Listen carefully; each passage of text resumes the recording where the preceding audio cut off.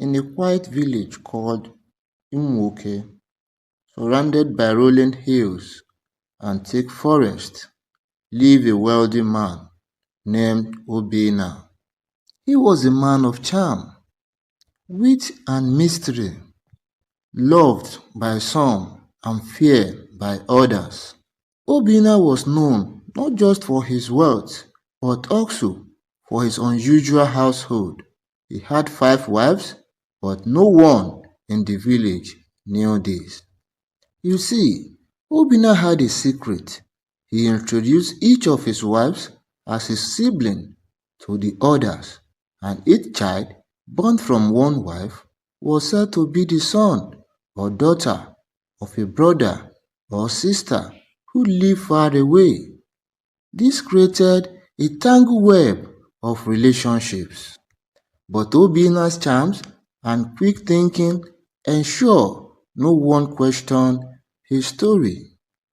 The first wife, Obinna's first wife, Adeoma, was the eldest among the women. She was gentle and hardworking, with a skin as smooth as palm oil and a voice that calmed even the most restless child. To her, Obinna introduced Nneka, his second wife, as his younger sister, who needed a place to stay after her husband supposedly passed away. Adeoma, kind-hearted as she was, welcomed Nneka without hesitation. Nneka, the second wife, was sharp and quick-witted. She often wondered why Obinna seemed overly protective of Adeoma's children, especially little Chibuzo, who bore an uncanny resemblance to him. But whenever she asked, Obinna would laugh and say, my brother's blood is strong in my nephew." Nneka would smile, but deep down, her curiosity simmered. Obinna's third wife, Kemi, was from a neighboring village. She was lively and full of laughter, her presence brightening any room she entered. To her, Obinna introduced his fourth wife, Amara, as a cousin who had fallen on hard times. She will only stay for a while, he assured Kemi. And Kemi, trusting her husband, agreed. Amara, the fourth wife, shy and reserved, rarely speak unless spoken to. She noticed how the children called Obinna Papa in a secret when they thought no one was listening. She once confronted Obinna about this, but he dismissed her with a healthy laugh. "Children are like a parrot. They repeat what they hear. Don't mind them," he said. Amara, not wanting to cause trouble, stay quiet. Finally, the fifth wife was Zainab, the youngest and most independent of the wives. She was fiery and bold, often questioning Obinna's decision. To her, Obinna introduced Adeoma as a distant relative who had come to help him manage his affairs. Zainab, however, was no fool.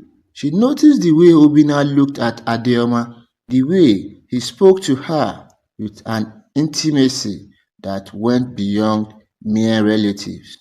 Each wife had a children, and Obinna's strategy became even more complex. He told Adeoma that Chidima, Kemi's daughter, was the child of his cousin who had left the village for greener pasture. He told Nneka Amara's son, Uchenna, was her nephew, brought to live with them to escape a harsh life elsewhere. Each child grew up believing the lies, unaware that their uncle was their father and their cousin were their siblings. The village suspicions in Umuoke, rumors began to swirl. The elders whispered about Obinna's growing household and the striking resemblance between him and some of the children. The village gossip. Mama Ejiro was especially vocal. How can one man have so many relatives living with him? She would ask. And why do all the children look like him? But Obinna was always prepared. He would throw grand feasts, inviting everyone in the village and showering them with gifts. His generosity silenced most critics, and those who dared to question him found themselves outwitted by his clever tongue. One day, a traveling storyteller arrived in the village. His name was Babaolu, and he claimed to have a gift for uncovering hidden truths during a village gathering.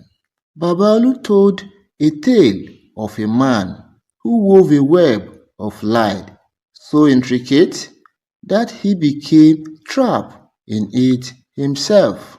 The villager listened intensely, and some began to see parallels between the tale and Obinna's life. Obinna, seeing the shift in the village attitude, knew he had to act fast.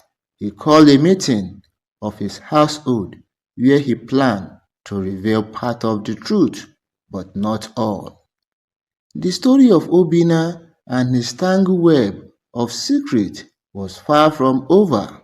In the quiet village of Umuoke, the truth had a way of surfacing, and the heart of a man were like deep river, calm on the surface, but full of hidden currents.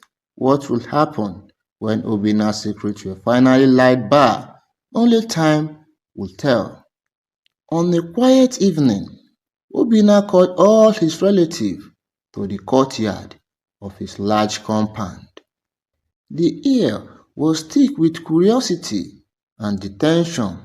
The children sat on a mat, their wide eyes darting between their mothers, who were seated in a semicircle around Obinna, each wife exchanging puzzle of glances, wondering why this meeting had been called. Obinna, standing tall in the center, began to speak. "My family," he said, his voice steady, "you all know how much I care for each of you. There have been a whisper in the village about our household, and I feel it is time to address them before they bring harm to our name."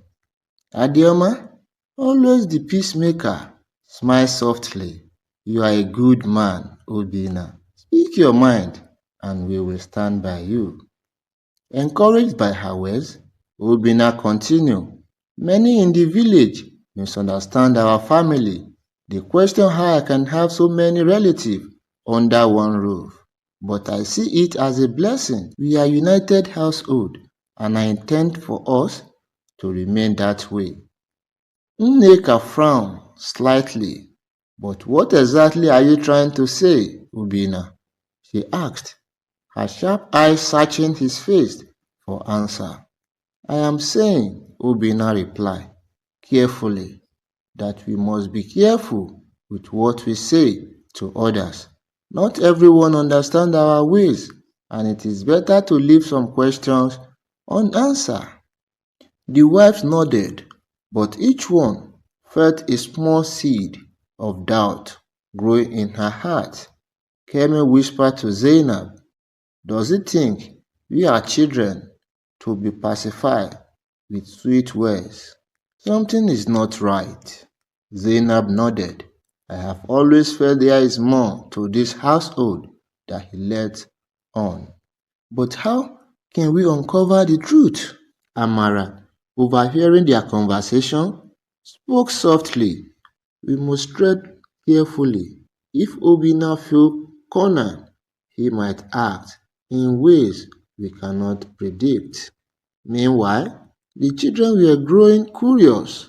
Chibuzo, Adioma's oldest son, whispered to Uchenna, "Do you ever wonder why Uncle Obinna treats us all the same? He does not act like an uncle. Sometimes I feel he is more like a father. Uche na Amara's son struggle. I don't know, but my mother once told me to never call him Papa where others could hear. She said it will cause trouble. Why will it cause trouble? Chibuzo asked, his young mind racing with questions. I don't know, Uchenna replied, but maybe we should find out. The next day, one of the village elder, Pamadu, came to visit Obinna. Pamadu was a man of wisdom, and his words carried weight in Umuoke. He sat under the shade of a large mango tree in Obinna's compound, sipping palm wine and observing the bustling household. Obinna, Pamadu said, your home is lively, but it is also full of secrets. Obinna shocked nervously. Secret? Pamadu? What secret could there be in my home? The elder piercing gaze rested on Obinna. A man's heart is deep, but the truth has a way of rising to the surface. Be careful, my son. If you do not reveal the truth yourself, it may one day reveal itself in ways you cannot control. Obinna nodded, but inside he felt a flicker of fear. That evening, as the household settled down for the night, Chibuzo and Uchenna decided to investigate. They crept into Obinna's study, a room no one was allowed to enter without his permission. Inside, they found a box filled with letters, documents, and photographs. One photograph caught Chibuzo's eye. It was an old picture of Obinna and a young Adama standing together with a baby in her arms. On the back of the photograph, in faded ink, were the words Adeoma and Obinna with her firstborn, Chibuzo. Chibuzo heart raised. Firstborn? Well, he said, I am his nephew. Uchenna equally shocked. Whisper, what does this mean? If he is your father, could he also be mine? The next morning, Kemi noticed the boys whispering in a corner. When she asked them what they were discussing, they hesitated, but they eventually showed her the photograph. Kemi's face darkened as she realized what it meant. She called a secret meeting within the other wives that evening. I have always felt something was off in this household, Kemi began, showing them the photograph. Now I have a proof. Obinna has been lying to us. Adeoma gasped, her hand flying to her mouth. No, he won't lie to me, will he? Amara's eyes filled with tears. If this is true, then all our children are siblings. How could he keep such a secret from us? Nneka, always the sharp one, said, we need an answer, but we must confront him together. He cannot deceive us any longer.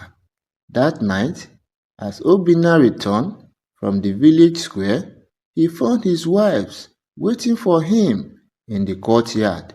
Each one held something symbolic, a photograph, a letter, or a question burning in her heart. Obinna, Adeoma began, her voice trembling. The story of Obinna and his tangled web of secret was far from over. In the quiet village of Umuoke, the truth has a way of surfacing, and the heart of a man were like a deep river, calm on the surface, but full of hidden current. What will happen when Obinna's secret finally lay bare? Only time will tell. Thank you for watching this video. If you want us to continue the story, please tell us in the comment section. Like, share, and please subscribe to this channel for more story like this.